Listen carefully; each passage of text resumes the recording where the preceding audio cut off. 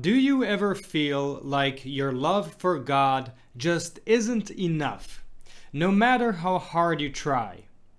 Padre Pio once shared beautiful advice with a spiritual daughter facing the same struggle. I'm excited to share his comforting words with you. Stay tuned to hear his wisdom. Ave mundi spes Maria. Welcome to Following Padre Pio. Whether you're a returning viewer or new to our channel, we're thrilled to have you here. Padre Pio, a Capuchin friar and a miracle worker, continues to inspire and intercede today. Discover how his legacy can touch your life and your loved ones. Subscribe now and let's begin this spiritual journey together. Now on to today's story. Today is the second Wednesday of the month, our time to delve into the rich spiritual wisdom of Padre Pio's letters. In today's selection, taken from Letters Volume 2, Correspondence with Raffaellina Cerasse Noblewoman, Padre Pio offers heartfelt advice to his spiritual daughter on how to overcome the fear of not loving God enough.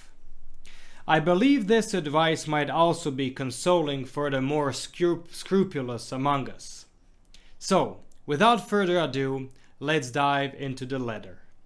Padre Pio writes, "Cast aside all that futile anxiety and have no fear. How could it be possible that a soul consecrated to heavenly love, a soul that is endeavoring with God's help to please Him, that desires and longs more and more for the limpid waters of this divine love, how is it possible, I say, that this soul should lack love? How could it be possible at the extreme hour of our life to depart from this arid, cold world without yearning for God, without divine love? Does it not seem to you, Raffaellina, a real contradiction?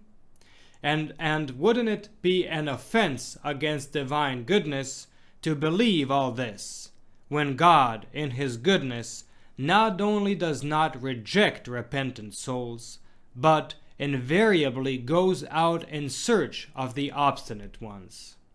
What a powerful reassurance!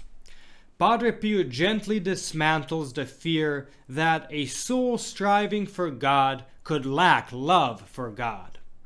The image of God seeking even the most obstinate souls highlights His mercy.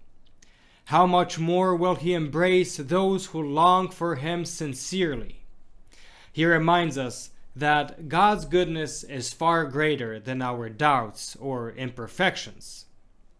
This sentiment echoes the words of Saint Therese of Lisieux, who wrote to her sister Marie of the Sacred Heart, "Even if I had on my conscience all the sins that can be committed, I will still go, my heart broken with sorrow, and throw myself into Jesus' arms, for I know how much He loves the prodigal child who returns to Him." Both saints remind us that God's love is boundless and His mercy is always ready to receive us, no matter how unworthy we may feel. Padre Pio continues, "Come on now, Raffaellina, I beg you in our most tender Jesus not to yield to this fear of not loving God. For to me it seems that the enemy is trying to deceive you. I understand very well that nobody can worthily love God.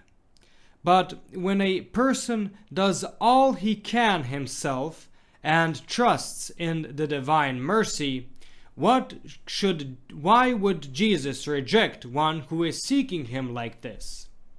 Has He not commanded us to love God with all the strength we have?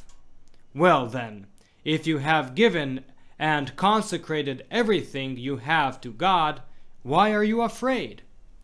Isn't it a real waste of time to dwell on it? A plot prepared by the enemy of our salvation.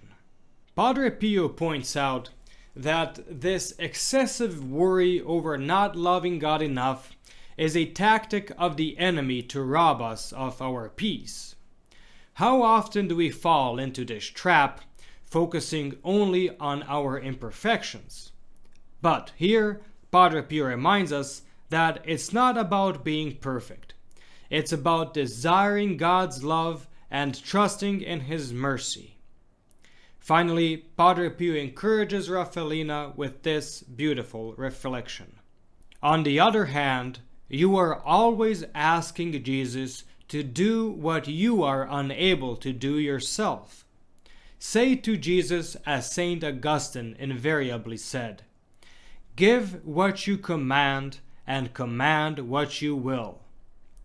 Do you want great love from me, Jesus?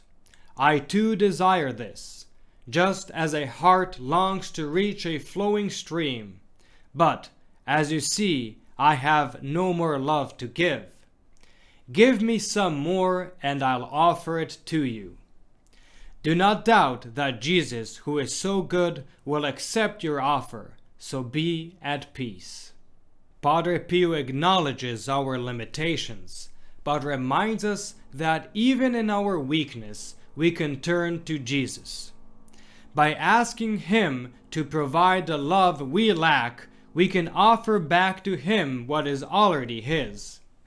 Isn't that a beautiful image?